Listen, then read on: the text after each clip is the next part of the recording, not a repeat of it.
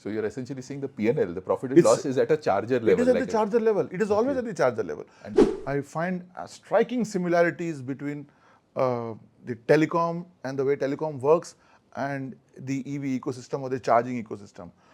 a lot of people who are using the Tata Power network even today are largely because of what you built up in those days, right? The commitment to a customer is more important than the commitment to staying in the business, really.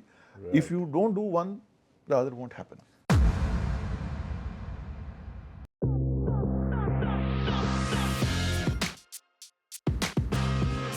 All set?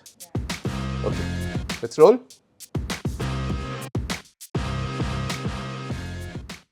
Hello everyone, this is Maxine Lewis and you are watching Max on Mobility. And today I have a friend of mine, really, I can say, someone whom I found out to be a friend of mine after a couple of years. I am very happy to have Sandeep Bangia, my friend and collaborator, colleague in the EV ecosystem, and a lot more. Yes. Welcome, Sandeep. Welcome to Max on Mobility. Welcome to the hot seat. Thank you so much. Oh, it's very comfortable here. It's not hot. But to the audience, I want to introduce as a person whom we met, despite being neighbors, we met after what, 20 years? Nearly. Over an EV conversation is when we Yes. realized we have been neighbors working in the same ecosystem. But from a formal introduction, I should call out the fact that you are the Chief Operating Officer with more than 30 years experience. Nearly, yeah. But more importantly, a father of 3 beautiful daughters. Is that the right way to put it up? Absolutely.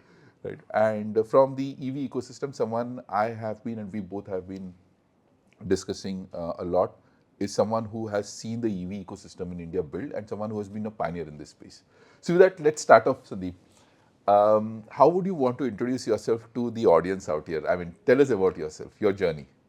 Okay, I think to introduce myself, I think I would want to make it very simple and say that I am somebody who is very passionate about automobiles and sustainability. So coming together is EVs, and that's something which is making me passionate, and that's what is driving me and my journey for the last, let's say, 4 years, ever since EVs have been around in India. Okay. I've been reading about it a lot. I've grounded myself in telecom for a long time with large organizations, Vodafone Idea, Reliance Communications, Tata Teleservices, and the works. And I find striking similarities between the telecom and the way telecom works and the EV ecosystem or the charging ecosystem.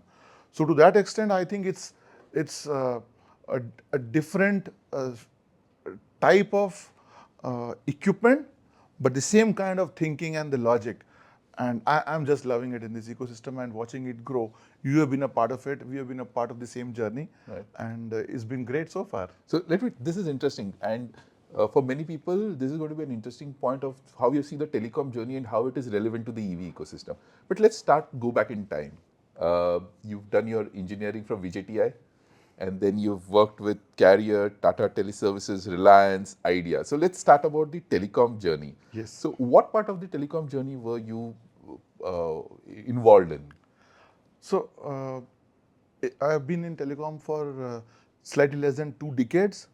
And in those slightly less than 2 decades. and that's in that space, I think everything that could have been done in telecom, I have dabbled in it. Okay. Starting from sales, product management, data services, value-added services, then handling large circle operations, business strategy. Okay.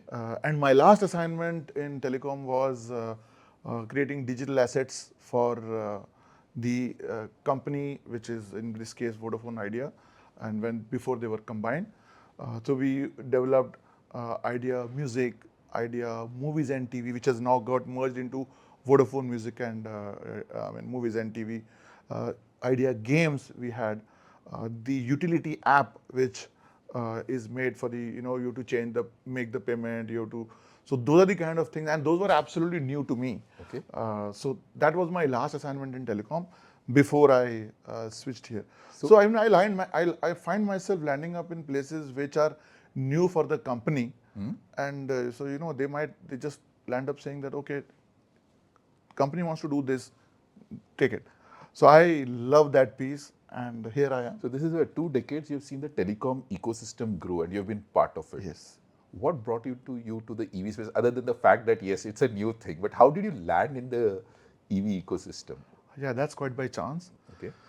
Uh, so This brings me to our breakfast, EV yes, yes, breakfast yes. as I put You it. so But yeah, I get that. So I think there's a lot of stuff that had been done in telecom. okay, So telecom was at its, in a way, uh, a saturation curve in terms of learning, from my perspective.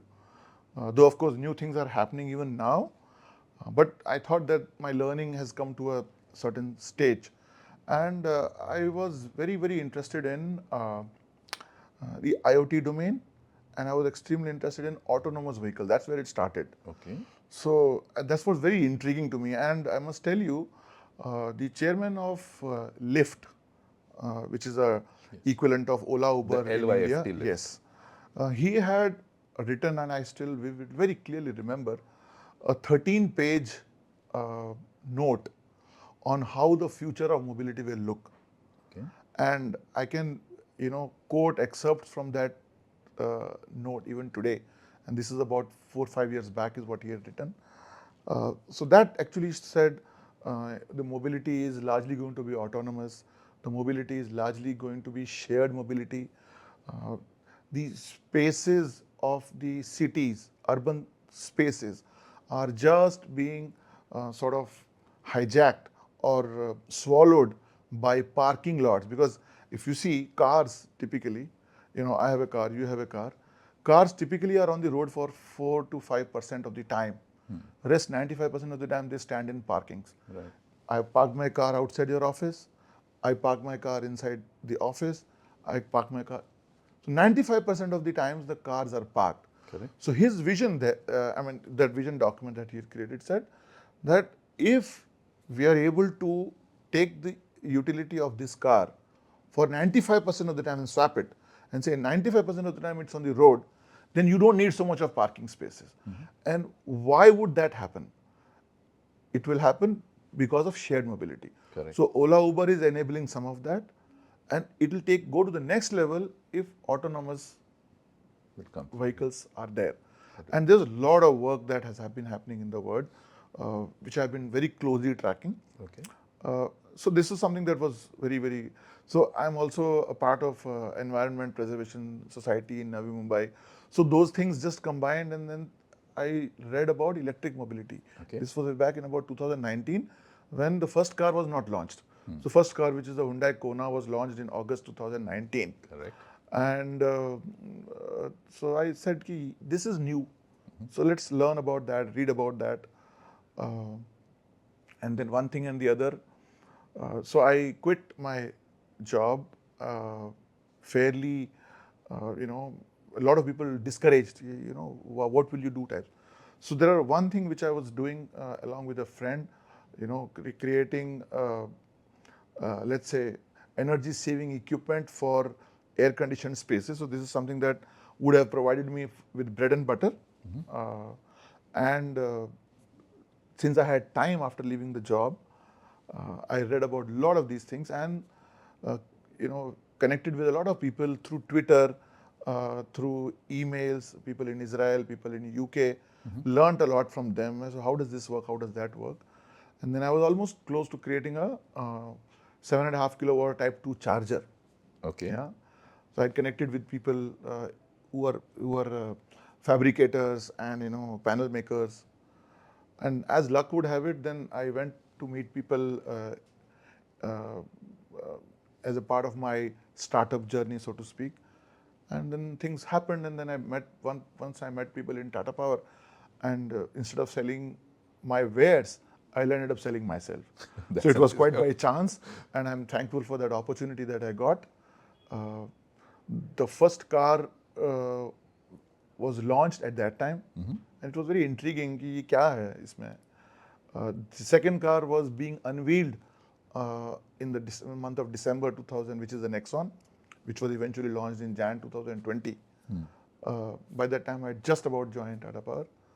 And here it is. And that's been a, if I remember, the one person in Tata Power I used to look up to was kind of changing the face of EV charging. At that point in time, we were in a certain way competing also, but was Sandeep Bangia. Okay. Wherever, that open and candid about it is, if there was one person, one team, people were looking up to, is someone is trying to change the EV charging ecosystem, was you, Sandeep, and I really believe that that's something I had a high amount of respect, because what you were doing was something, the right way of doing business, and especially in a time and place where there's no ecosystem already in place. It's very easy to get things wrong and try and do shortcuts.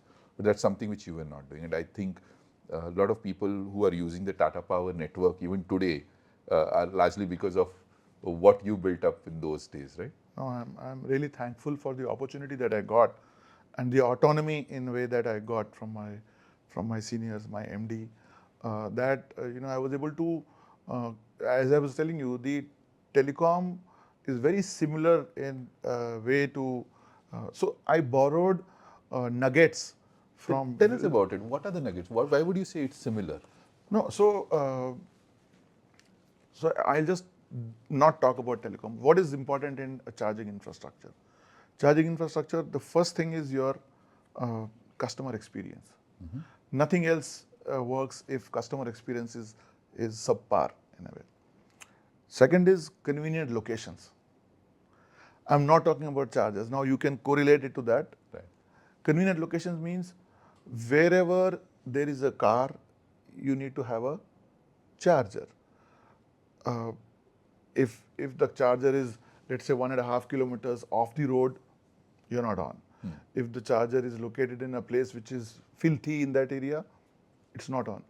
It has to be conveniently located, and over a period we learnt that it has to be conveniently located next to a place where you can spend some time on, but that's subsequent learning. And the third piece which is important is the hardware and software that runs the entire story. So all of these things connects to the customer experience. Got it. Now, when I just pull this up from telecom, where does it go? You have to have a network where there are people, where there are offices, where there are residences. Telecom network now. Got it. So you have to be at the place where the customers are, or where the traffic is, right? So that's the hardware and the software has to be top notch. So if my equipment, which is the device or the network provider, is not talking well, or the software that runs on top of the phone, or software that runs on top of the hardware, it does not speak to each other well, I think that's a disaster. Correct. And this is similar for Telecom and EV charging, as you can make out. And the third thing, which is the customer experience, I think customer doesn't care beyond a point what hardware do you put, what software do you put. He has to go to a charger, plug it in, It has to start. push some buttons, charging has to start, bloody will start. Correct. I think that's what is important: reliability, customer experience, and it has to be smooth enough. This is a very interesting concept, and we have discussed about it. Is unlike, it's a B2C, but into a disaggregated area with multiple stakeholders who have a reason to for any amount of failure. Correct. Right, and same with telecom, right? It's across. So people are moving here, vehicles are moving, and unlike a typical B2C where it is coming to a similar location or at their house, they could be anywhere. Correct. So Absolutely. I think that increases the kind of complexities in telecom and also in EV charging. So this is very interesting. You took the telecom nuggets of insight from telecom and brought it to EV charging in turn. And you'll be able to relate to the other piece, which is when I say the customer experience part. Now I look at the back end. Okay. People like you and me who are in the business of EV charging, I think it is important to treat a charger as a business unit itself. Brilliant. And similarly, a tower in telecom is what we were taught. It is a business unit. So that tower has to make money every time. So if you put up a tower, my boss used to say that if there are 600, 500 people, you have to have minimum 400 people under the tower with your SIM card. Otherwise, this tower is not going to make money. So you're essentially saying the P&L, the profit and It's- loss, is at a charger level. It is at like the charger level. It is always at the charger level. And- There could be some places, for example, in transits, for example, and the same thing again in telecom, again in this thing. So if I go from Mumbai to, let's say, Ahmedabad, my favorite example, I am on the road. So there, for continuous operations of telecom, Okay. there could be a small village in which there are hardly any people, because along the highways there could be barren lands, but you have to have a tower, because the people in Mumbai and the people in Ahmedabad are traveling a lot. So if you don't have that, people will not be able to communicate while they are traveling. Got it. So even if this tower by itself is not making money, you have to be having it, because The experience it's part a of it. experience, continuous experience. Again, like telecom. So again, like charging. So you have to have charging here, charging there, but also along the way. Got it. Because if I'm having your app and your chargers are not present, and I find a competitor's charger present, I'll download that app and maybe use his charger at the next station. So I think to be able to give a continuous experience is something that I picked from telecom again. So Sandeep, like I was saying, I'm buzzing with a lot of questions because you are one person who has seen the EV charging ecosystem grow, as it says, right? And you've been a pioneer in building it up. And to an extent, I think what India is looking at EV charging or experience EV charging today is possible because of what the couple of things that you personally did, right, in this space. So I think the credits lie there. But there's a lot of questions around couple of questions. Let's start off with one. The fact that, hey, listen, if you go to London, you have so many apps that I need to download. And you can, this can be a kind of a question which can go controversial as well. But what's happening there? There's so many CPOs, because from a customer perspective, I need just a single app where it should all work for me. Correct. For me, charging is important. It doesn't matter to me whether it's one, two, or three service provider. So where is it going with this? And do you see a unified charging ecosystem coming through? What's your take on it? So see, today what you are finding is charge point operations, charge point operators are so many of them. There is a lot of interest, consumer interest as well as an entrepreneur interest in this domain. Okay. This, to a lot of entrepreneurs, looks like the next gold rush. But is it? That's a different question. Yeah, that's something that you are aware about. That's Right. something that I'm aware about. But this, to a customer or to an entrepreneur from a distance, it looks like there is a lot of money to be made, which is what the gold rush is all about. So I think a lot of people have and there is a no entry barrier, because the government has said no license is required. So anybody who wants to put up a charger, Can go do ahead, so. do it. Correct. Government has done that because they want to have proliferation of chargers, Right. which is fine. Good intent, all of that. But when you get into the thing, when you get into the zone, when you just dip your feet in the pool, that's when you realize that, oh, there's not so much money as I originally thought. So there is today you will find a plethora of startups in the charge point operations zone, and there are 4 or 5 serious ones, and the rest of them are not so, I would say, I wouldn't say they're not serious, but they I don't would have say the scale, or they they don't don't have have the the- scale, or they don't have the wherewithal to go all the way. So there is a very good chance, and this is my assessment, I could be wrong, there is a very good chance that there is likely to be a consolidation in this space. Then that's the telecom nugget again. That's the telecom thing again. So- Because see, any new business, telecom started like that only. Everybody thought there's a lot of money to be made. Of course, there was a lot of money to be made, but there is a scope for consolidation here. So 4, 5, 3 or 4 big people, big operators will survive. People with long horizon, people with maybe deeper pockets, Okay. people with a deep commitment to customer experience, which comes at a cost. does, So I think all of these things, 3 or 4 or 5, I would say, I would hazard, would survive Okay. and thrive, and rest would fold up, either fold up or sell out to one of these. And this is a big one. No, but Sandeep, this is important to have those conversations. What's happening is otherwise there's a lot of lack of, or the lack of information means there's a certain amount of misinformation in the EV ecosystem, where everyone would want to have charging infrastructure. I think for people who are putting out money out there, either individually or through some some Yes. sources which are not the right sources, they should be aware that, hey, listen, this is a long-term game and not necessarily something you put in money and expect a jackpot the next day. No, I think that's exactly where. Uh, so I mean, the gold rush is the word, because Correct. this everybody wants to be in this space. I mean, if people feel that if you are not in this space, you are missing out on something. Some big money is being made out there. I don't think it is so. Uh, no, globally, there are not many operators or not any operators who have really made money immediately. And these are all things which are meant for the long term. Correct. Of course, there will be money be made over a period, uh, but this is something which is not for the weak-hearted or the somebody who is looking at a short-term horizon. So it is not for a day trader. It is for a long-term investor, so to speak. And that's I very strongly believing. And there is not just commitment to uh, I just have got some few crore rupees, like make some money, invest some money, and then things will start coming in. No, there is a huge commitment because customer experience is something that is not something that you can get by spending a lot of money. Correct. Again, this is something which is you have to own the customer. Hardware is, I mean, no company charge point operators manufactures hardware. Hardware you buy from somebody, software you make either, and then you put these Put it things all together. together. But you own the customer only when you own the customer experience. Experience. And so today, if you see, there are so many chargers out there which has been deployed by the government which are not functional. Absolutely.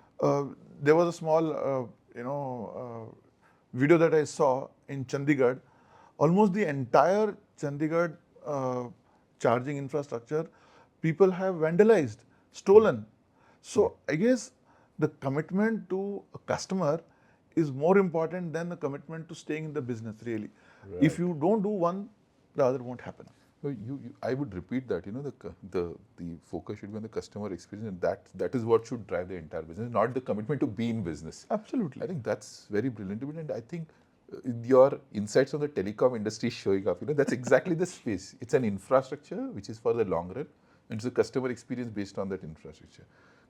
What's happening on, and this is something which I think, as a pioneer in this space, you are in the best position to talk about something in the future, which is about fleets, and I'm talking about large fleets. Because often many people talk only about passengers. They talk about four-wheeler means it's a car. But from an energy perspective, I'm just drawing out on the same. Yeah.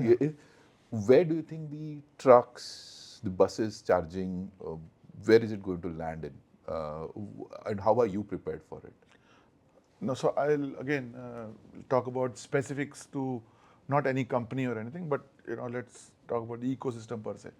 So two things are happening. Number one, and this is very different from what is happening worldwide. Worldwide, the trucking ecosystem is very evolved, which means the trucks are owned by large fleet operators, Right. which means a fleet operator would have 10,000 trucks, 20,000 trucks. Here it is slightly more fragmented, right? So to be able to give them a cost of uh, saving basically over electric is something that is going to take some more time. Right. That is one. But this is not the case in buses. In the case of buses, the government is doing a lot. The government is, and you have seen the tenders and all of that, 50,000 buses.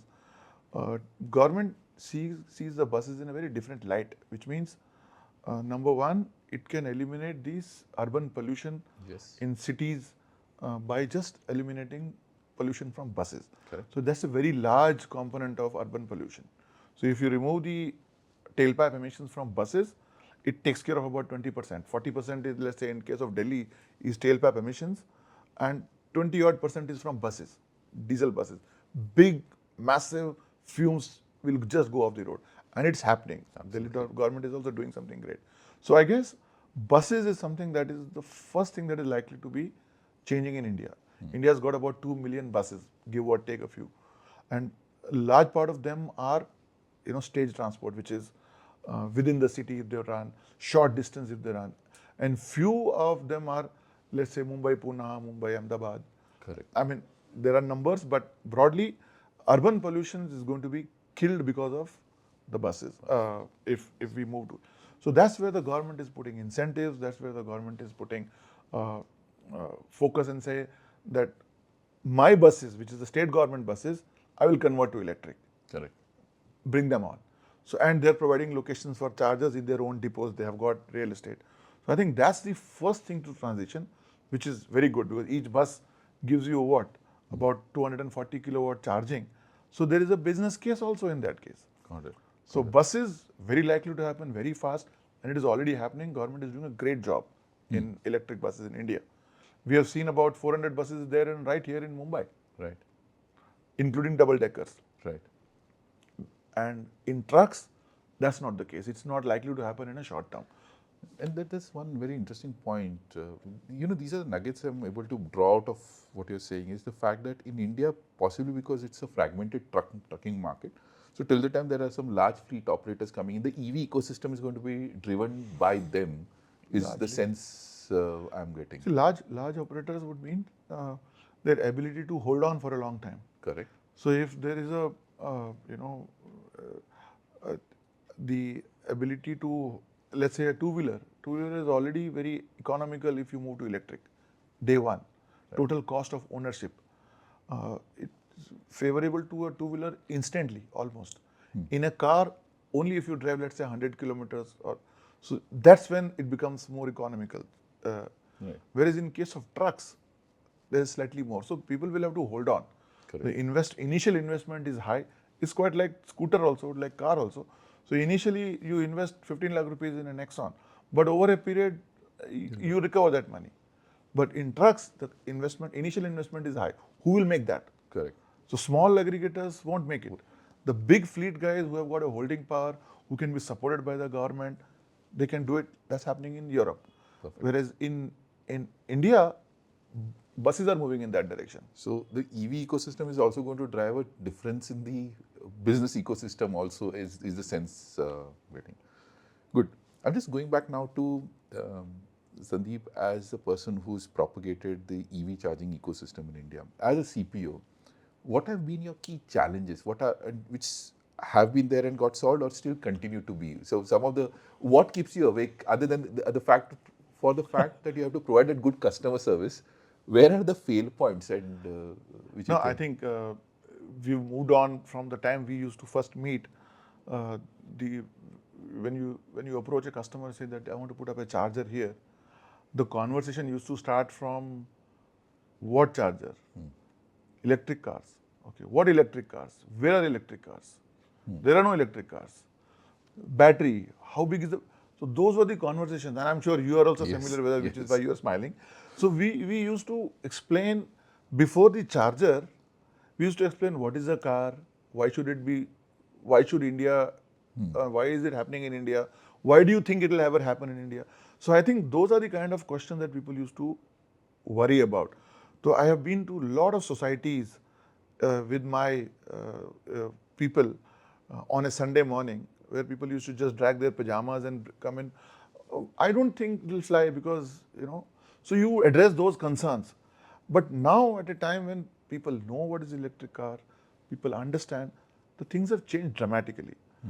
Originally, people used to say, you want to put up a charger? Okay, I want rent. And I want rent this square feet, so I want so much of rent. Boss, there is no money to be made. Why are you... So today, people have started realizing that having a charger in their location is actually good for their business, not my business. Sure. So it's an amenity for the customers. So if you put up a charger at a food court on the highway, you are assured of 30 minutes of that guy's time, Correct. which is more remunerative than he coming, stopping by and then buying a piece of burger and then going away. No. Correct. So this is something that people have started realizing. Okay. Now, after continuous hammering of people like us, as well as the overall knowledge base increasing in, I mean, it's a part of living room conversations. Every time, when you talk about this in any forum, people at the back of their mind think that, okay, tomorrow even I'm going to buy a car. Let me ask a question. And not because of my interest in the ecosystem, but because even I want to buy a car. So I think questions have evolved, Okay. the solutions have evolved, the operators like us have also moved in that direction to give the customers what they want. So today, we typically chargers are not installed if we have a location in which a customer cannot spend a good 30 minutes. Got it. So you can't put up a charger in the middle of nowhere. You have to have a washroom, you have to have a kids play area if you can, you have to have a coffee shop if you can, you have to have a food court if you can. You may not be creating all of these, but at But it least you needs have to to be have there for- proximity. Got it. And if you think about the what makes the losing sleep, I don't think it is about losing sleep. Earlier, these are the things that used to leave sleep. Why does this guy not understand that it is good for his business? But today, that's becoming less of a challenge. But I think today the challenge typically has evolved as to even the customer requirements are evolving. He is saying that why should I have to press 20 buttons and make payments differently and all that. So auto charge, inductive charge, those are the kind of things that, and with the exposure worldwide, these are the questions people are asking. So they are keeping us on our toes, which is good. Got it. So the EV ecosystem, charging ecosystem has evolved. So there's a lot, but then the customer experiences and expectations are also evolving. That's what you're saying. Which brings me to one next question. As a EV charging player, you've seen this, and there's a lot of investments which has gone in. There's always this fear of the technology obsolescence. Let's say what is happening to wireless charging? No better person to ask than to you. Is there any chance that wireless charging is going to come in and just make the entire charging infrastructure redundant very soon? What's your opinion? The conversation continues in part 2 of the podcast.